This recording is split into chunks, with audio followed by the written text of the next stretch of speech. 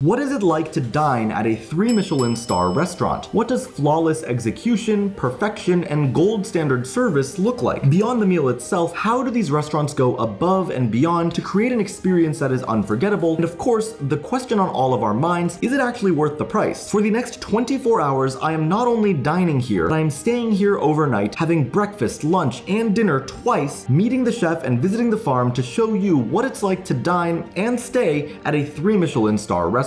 A Michelin star is one of the highest accolades a restaurant can get. To get 3 Michelin stars is a feat that very few restaurants ever achieve. There are only 13 restaurants in the US with 3 Michelin stars, and according to Michelin, a restaurant of this caliber is worth a special journey just to visit. Recently, they also introduced Michelin keys to award to hotels, and there is only one restaurant in the United States that has both 3 Michelin stars and 3 Michelin keys, and it is SingleThread in Healdsburg. Immediately when you arrive, you start to notice details. Much of SingleThread is influenced by Japanese culture and hospitality, so you have little treats waiting for you in the room, including a little cake and an onigiri to go. You also have a matcha machine to drink freshly ground matcha during your stay. Initial reaction? I never want to leave. This place is amazing. Everything is done with so much thought and intention, from all the little goodies that you get when you arrive to all the little details and ceramics and plants that you see throughout the property. And if I'm already blown away and I haven't even gotten any food yet, I can't even imagine what's gonna come. It's a simple but refined room that makes you feel like you're staying over in their home. And lucky for us, we didn't have to go far for our first meal. So the first meal we're getting is in-room dining, which I've heard is great, but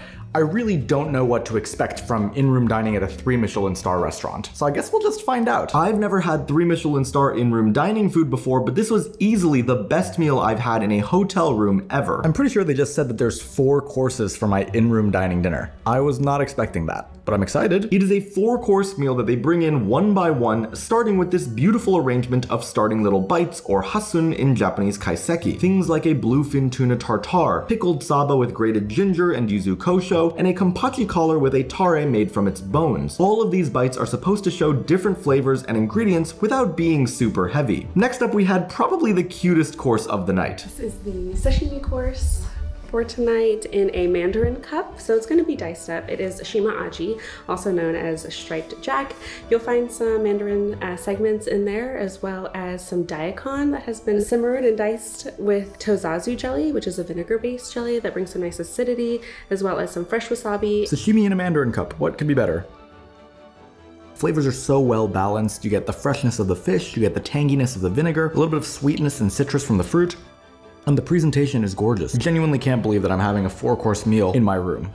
We haven't even gotten the main event yet. But the main course is what we were waiting for, and it actually took them like 5 minutes to set everything up. This is their shabu course, a giant plate of all these different greens, mushrooms, and of course, wagyu beef. But shabu isn't complete without their accompanying sauces, a chili crisp, sesame paste, and ponzu sauce. There were pickles and rice to accompany it as well, and this is how I imagined emperors lived in the past, with these lavish feasts that literally arrived at their doorstep. You finish with a meticulously plated pear dessert to refresh the body a little bit after a huge dinner, and that's day 1 complete. As impressive as that was, day 2 is going to be even crazier. An insane breakfast, a visit to the farm, and of course, the final dinner await. But I think we need to learn a little bit more about SingleThread itself. SingleThread is based in Healdsburg, California, and has a farm, a restaurant, and 5 rooms above the restaurant. Like I said before, it has 3 Michelin stars, 3 Michelin keys, and a green star for sustainability. It's also ranked in the top 50 restaurants in the world, but what makes this place so unique is how they link everything together. You see, SingleThread is a husband and wife team. Kyle runs the kitchen and Katina runs the farm. You've also probably noticed that the place is influenced by Japanese culture because the two of them lived in Japan for almost 10 years. Their philosophy is to use Japanese techniques but with Californian produce to create a distinctly new cuisine. But the way they work together really sets them apart, so I sat down with Chef Kyle to learn a little bit more. A reflection of where we had lived and worked and traveled, really just a conversation that we were having over the years about what we wanted the experience to be like for our guests, how we really wanted to incorporate and showcase first and foremost the produce and the season and let that drive the creativity. Now, of course, I was excited for the dinner, but the single experience that people get most excited for is their breakfast, which is a proper 3 Michelin star breakfast. This is the way breakfast should be prepared. You can get 2 different types of breakfasts here. A Japanese breakfast, which features dishes like fresh made tofu, rice cooked in a donabe, wasabi, and of course your grilled fish and Japanese pickles. Or a Sonoma breakfast with more Western options like your classic omelet, a warming and comforting porridge, and citrus ricotta toast. There are two things that make this breakfast so special. First is just the sheer size of it. These massive spreads on the table are overwhelming in the best way possible, but second is the quality. Breakfast for a lot of people is meant to be eaten quickly so you can get on with your day, but here the goal is really to enjoy the food you're eating. The sweet savory tamago that has the perfect soft texture, the earthy porridge offset by a spicy chili oil on it for a nice kick, and the ultra fluffy Japanese souffle pancakes. This is Japanese hospitality in Northern California, and it's phenomenal. I've never been a big breakfast person, but if my breakfasts were like this every day, my goodness, I would be feasting. But we still had a day full of more amazing food, so our next stop was to where most of their food actually comes from, their farm.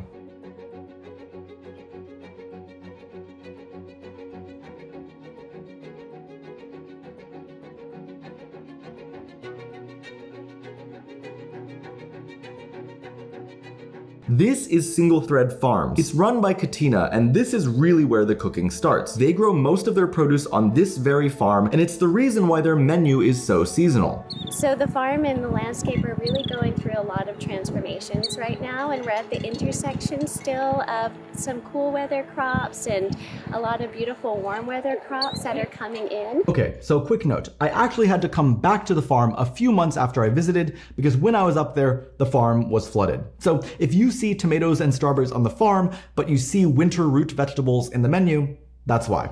All right. Back to the video. The organization of the farm, the sheer variety of things they grow, from fruits and vegetables to florals used for decoration, this really is the lifeblood of the restaurant. Not many restaurants are lucky enough to have their own farm to be able to coordinate closely with, but at the 3 Michelin star level, you'll often see this level of care and detail because in order to put together a stellar menu, you need as much control over the entire process as you can get, and it's reflected in how fresh the produce is. We have our varieties that we grow each season that are tried and true, but we always pepper new ones in just to see if we like them. Literally just pick a tomato from the vine at the farm, and you just try it.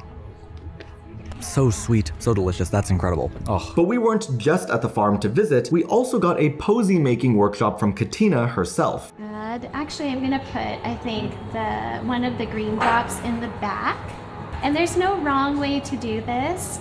We love to have floral workshops, and one of the reasons why we like to hold them is because I like to try to break down the intimidation barriers as it pertains to design with natural materials. As a side note, florals are incredibly important to SingleThread, and you'll see it throughout the experience. The displays for the in-room dining, the decorations in the restaurant, and I won't spoil the surprise at dinner, but it's the strongest start to a meal I've ever had, in part because of these florals. Katina is the queen of flowers, and these posies actually wind up as a take-home gift attached to the menu. Look at the posy that I made. Now at this point, I was still full from breakfast, but SingleThread manages to keep you very well fed, so it was time for a very special bento box lunch at the farm. Bento project's been really fun, something that we wanted to bring a little bit of SingleThread experience to this outdoor farm space. As you guys are walking through, really trying to gather a lot of those vegetables, make it more about the prominence of vegetables and how proud we are of everything that the farmers do. I have never had a bento box that is this impressive in my life. On the top layer, you have dishes like silken tofu with caviar and ponzu that's smooth, acidic, and creamy. Vegetables like their unagi cucumber and celtus with yuba and chunky layu that's at the same time bright with those spring flavors, but also has a bit of a kick to it from the layu. And at the bottom of the bento box, you have heartier foods like their incredibly tender salmon with an umami yet light shiokoji vinaigrette, and their delicious strawberry matcha roll, which takes me back to my childhood because I ate these types of rolls all the time growing up. But if you thought the food stopped there, you'd be wrong, because one of the benefits of staying at SingleThread is you actually get breakfast, but also some lunch snacks included in the price of the stay. So when we got back, we had these gorgeous sweet oysters waiting for us, this impressive crudité platter that features many of the vegetables straight from their farm, and their charcuterie board with cheeses, meats, and accompaniments. And as you can see, they really do focus on beauty and seasonality, trying to always link what you're eating with where it's from. So as the team gets ready for dinner, let's quickly see what we've learned so far about what makes a 3 Michelin star restaurant so special. First is just the quality of what they're producing. When they make breakfast or lunch or give you a little snack, it's always the best version of what you're eating. They have years of experience in the kitchen to create food that first and foremost is delicious. Second is their attention to detail. All all the ways they imbue hospitality into your stay. The high quality ceramics, the floral details, the matcha machine and welcome snacks. These are little things that you might not even think too much about, but really make your experience special. And I honestly think Kyle says it the best. So once they come in, they can just enjoy the experience, and we're really kind of creating that experience. We're telling and sharing stories, and we're kind of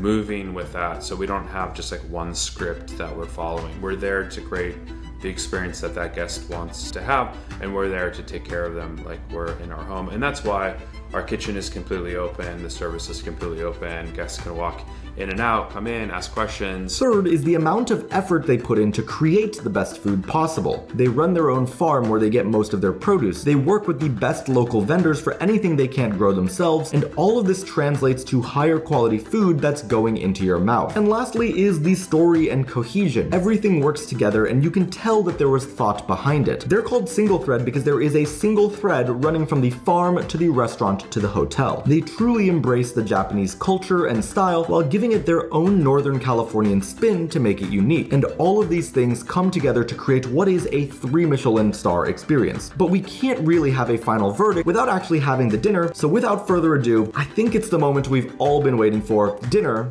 is served.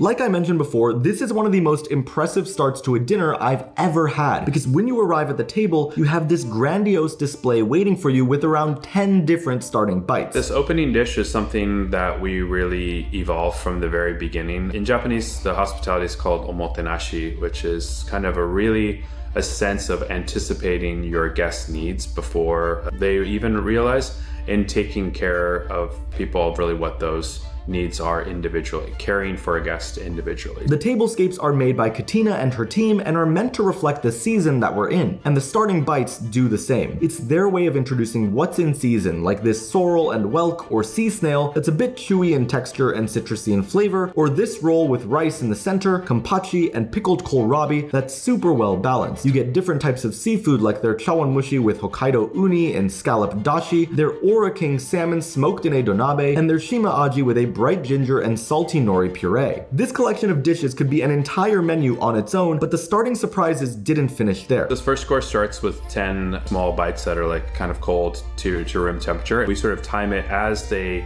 get through it, and it's starting that feeling of like, oh, I've got to savor this because it's going to be over soon.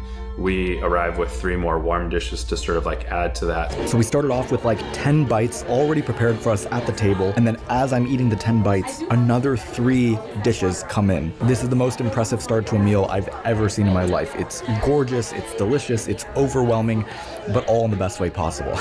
And after that glorious first set of dishes, the menu finally really begins. We start with a sashimi or sawara of Spanish mackerel that's paired with pomegranate and ume gelée, pickled hibiscus buds, a salad of miyoga and radish from the farm, and shaved kombu. It's super light and fresh with kicks of sharpness from the miyoga and this really airy sense of umami from the shaved kombu. And from there, the dishes just keep getting better. Using black cod, which is coming from Mendocino County. And it's accompanied by using the abushigen donabe, which is a smoker style of donabe, so you get this beautiful texture to a very silky fish. That is the most silky smooth, tender, delicate fish that I've ever tasted in that bone broth. Got a really, really deep flavor that just enhances the overall dish. Afterwards, we had a dish that's really meant to encapsulate the season on a plate. We have a dish right now, it's duck liver parfait, but it's really a reflection of all the vegetables that are in season right now at the farm all together. So all of the different beets, the different greens. It's the vegetables and the small things, the humble things that are really the star of the show, and not the rich, sort of like the luxurious like texture of what seemingly is the main component. It's really a celebration of all things on the farm. I don't normally see duck liver paired with fresh vegetables like this, but here it just works. The next dish was an aka amadai or tilefish dish with the scales puffed up. The bones of the fish are turned into a dashi, and then squashes from the farm, one of which is turned into a squash mochi. This was a texture bomb. Crunchy scales, tender fish, and chewy mochi, a little bit of a sweet savory combination as well. It's pretty close to perfect. Also, I just need to shout out their drinks team because their non-alcoholic non-alcoholic drinks are spectacular, and they're even presented just as beautifully as the dishes. Anyway, the next dish was actually kind of surprising for me. This is a little break in the evening featuring Kyoto red carrots. It's incorporated as a marshmallow sitting at the bottom, and then as you move up into this dish, there's a dukkha spiced almond that's accompanied by an herb ice mostly consistent of carrot tops. A little dollop of the carrot to finish it off over the top. So in the middle of the meal, they just tricked me because what I thought I had seen in the kitchen as a dessert actually comes as sort of a palate cleanser between savory courses. So you have this beautiful marshmallow with granita, and it's nice and cold and refreshing, and it's a great break to kind of reset the stomach between dishes so you can kind of brace yourself for more. For our two main dishes, we started with Masami Wagyu beef, accompanied by a beef reduction, prune boshi, chrysanthemum, kale, and sunchokes, which I didn't actually know are the bulb of the sunflower plant. It's hearty and rich, just slightly offset by the floral chrysanthemum and salty prune boshi. But then came the star of the show, because SingleThread is known for their incredible donabe cooking. Each of these mushrooms has been prepared individually. Some of them are roasted or fried or baked and layered into this mushroom consomme here in our donabe. This is koshiyakari rice. It's a short grain variety that we love to use. Normally we have to import it from Japan, but this is actually not only grown but was very recently harvested in the Sacramento Delta area. That's just the kind of dish that puts a smile on your face. It's warming, it's earthy. They definitely know how to use a donabe here. And finally came desserts, which were pretty much exactly what you needed at the end of a huge meal like this. It was a combination of an amazake or rice milk, a pudding made from the leftover rice topped with a refreshing little cake made from sake leaves and preserved lemons, and a monaka with the SingleThread logo on it. It was the perfect balance between the richer pudding and the brighter cake on top. Oh. This amazake is fantastic. It's so good. Sweet, a little bit nutty, a little bit grainy. Oh, it's perfect. And we finished the night as we started it, with a collection of little bites for dessert to send you off, and the menu with those posies we made before attached to the front. This is a proper 3 Michelin star experience, but the question is it worth the price? Dinner here is $450 per person, and rooms here are around $1,500 a night. So this definitely is not something that you can do every single day. But if you're celebrating something special, or just want to treat yourself, this is one of the best treats that you can ever have. The amount of thought, detail, and intention into every part of the experience, from the farm to the restaurants to the stay, is unparalleled. And SingleThread is definitely my favorite restaurant experience in the entire United States. If you want to see more amazing food, definitely subscribe below, but for now, I'll see you later.